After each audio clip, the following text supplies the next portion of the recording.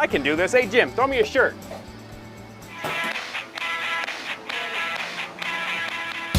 Ta-da. All right, guys, what can I get for you? Get 4 chili dogs with everything and 2 root beers. 4 chili dogs with everything and 2 root beers. Coming up.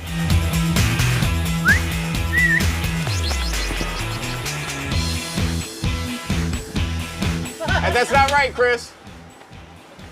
I'll try this again. So I'm gonna follow the green tape because that means easy, right? Yeah. We'll see how easy indeed. How am I doing? Got a ways to go. Okay, for real now. Finishing. Let's finish. What do we gotta do? Now everything's exploding down around him and Bruce Wayne has to get out of his car. And you can see him running down Congress Street past the Penobscot building. And in the background, his building, the Wayne Enterprise building, is blowing up before he runs into a cloud of dust. That hurt a little. Well, I'm kind of a big kid too, so I'm gonna take my Indiana Jones hat and I'm gonna go play around myself. Now we're talking.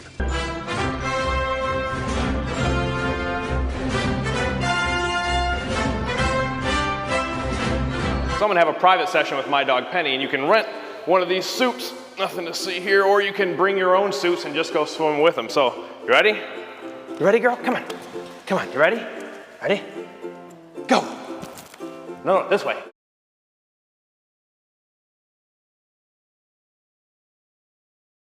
But there are some old gems in the city that have stood the test of time. That's right, and Sam's Barber Shop in the Chrysler House on Griswold opened more than half a century ago. And our Chris Delcamp went to meet the man behind the legendary barber shop that is considered by many to be the best in the D.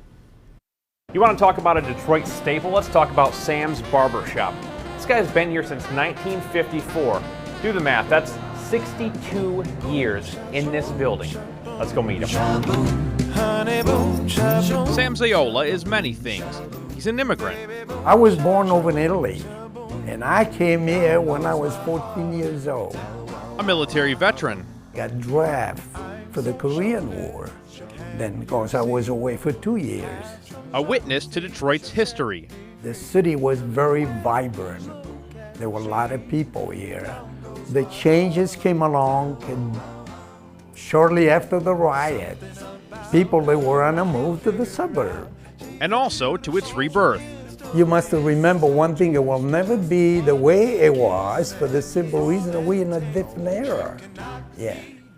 But it's going to be vibrant city. But above all, Sam is a barber. My mother always told me, learn that trade because you'll never get laid off.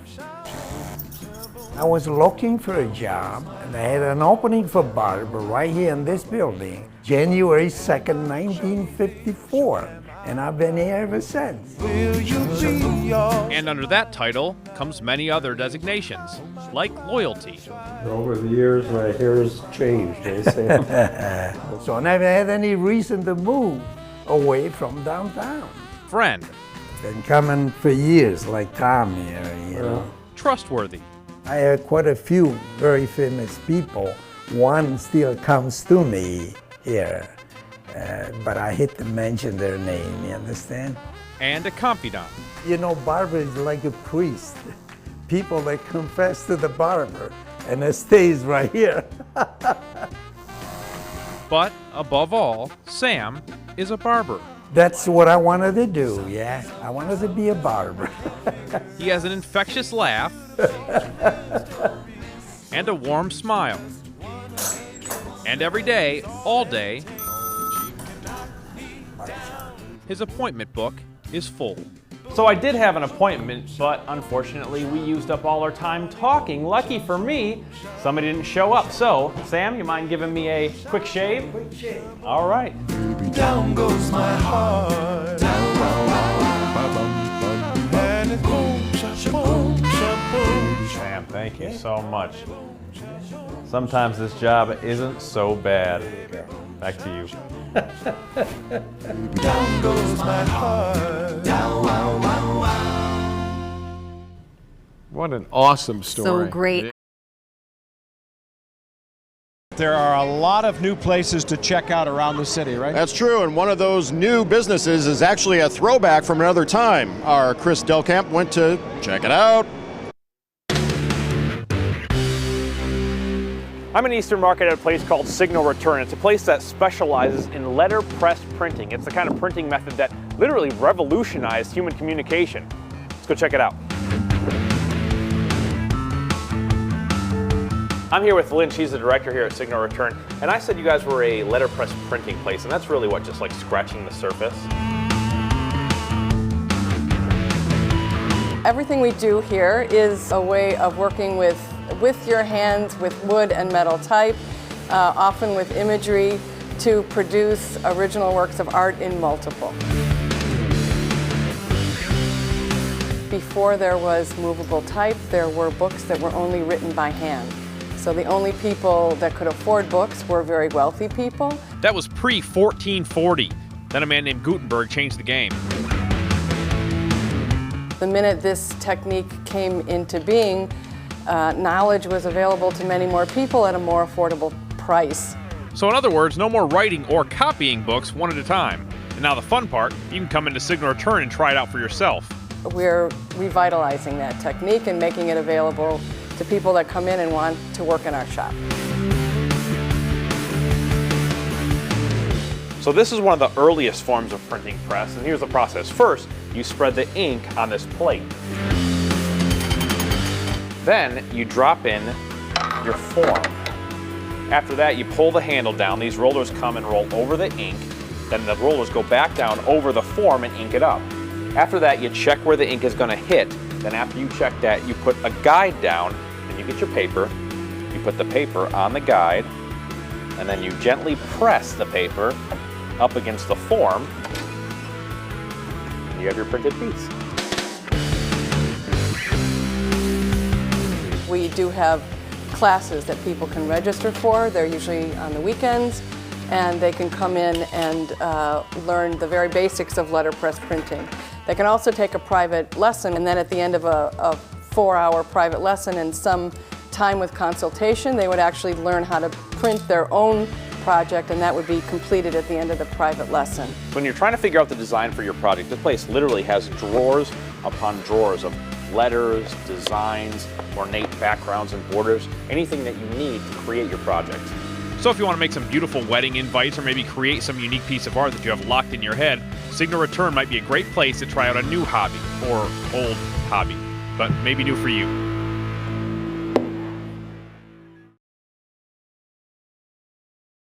April is a big month for vacations, and before your next adventure, why not plan to try something new? How about scuba diving?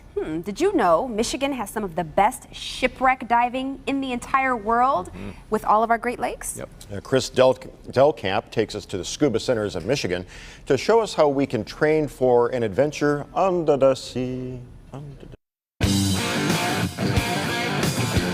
So I'm an avid swimmer. I love being in the water, but today I'm going to take that a step further. Let's get you ready for that warm vacation. I'm in Lincoln Park, and we're going to learn how to scuba dive.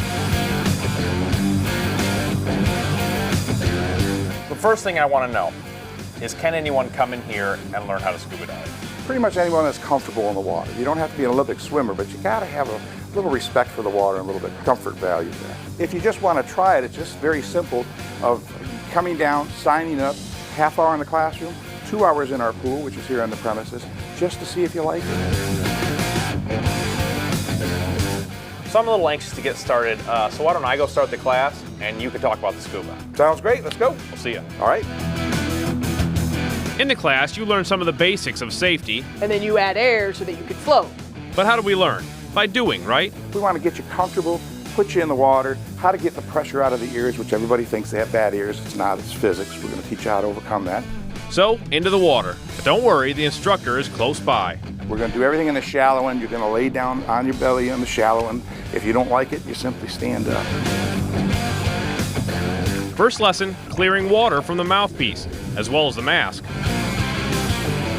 Then you learn hand signals to communicate when you're underwater. When you're comfortable, straight into the deep end. Now bear in mind, I've never done this before, but after a few minutes of acclimating, it's just like breathing normally, or through your mouth, underwater, of course. Now get this, Michigan is a scuba diving hotspot. We are the shipwreck capital of the planet. No place in the world can you swim through a 100-year-old schooner that's still intact.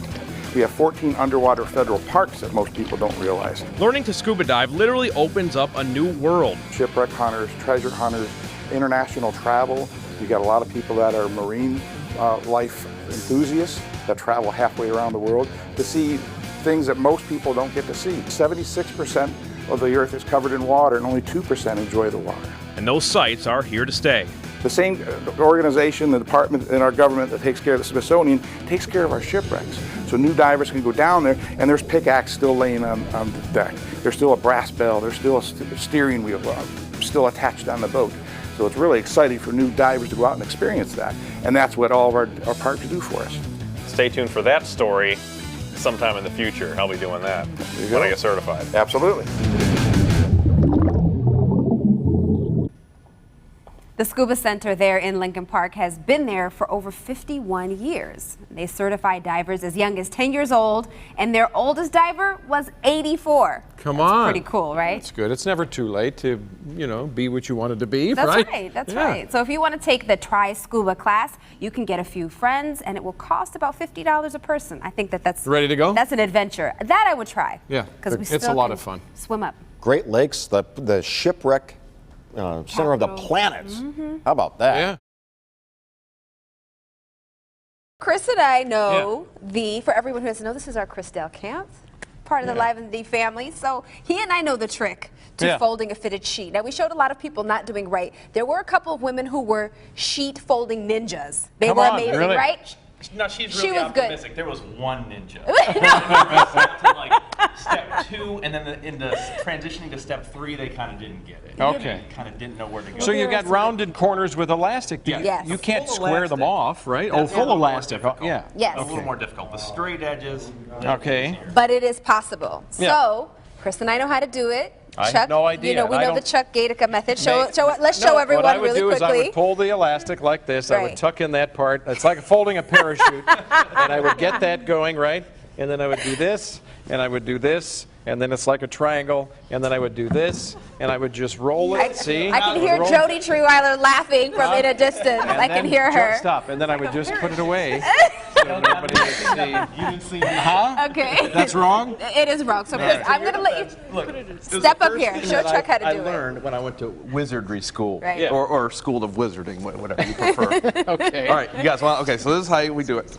All right. We take the far corners, the corners that are farthest from each other. Okay. Right. And get your hands up in those creases, right in the corners, right? Right. And then just help me out here on Yes. the corner. We got to get this And then right. we fold the first corner over Okay. top of that second corner. All right. So now you got a straight edge right there. So this is where people get choked up. You transition hands. You take your right hand out and you put your left hand in there. And then you do Now- the hokey pokey. Yeah.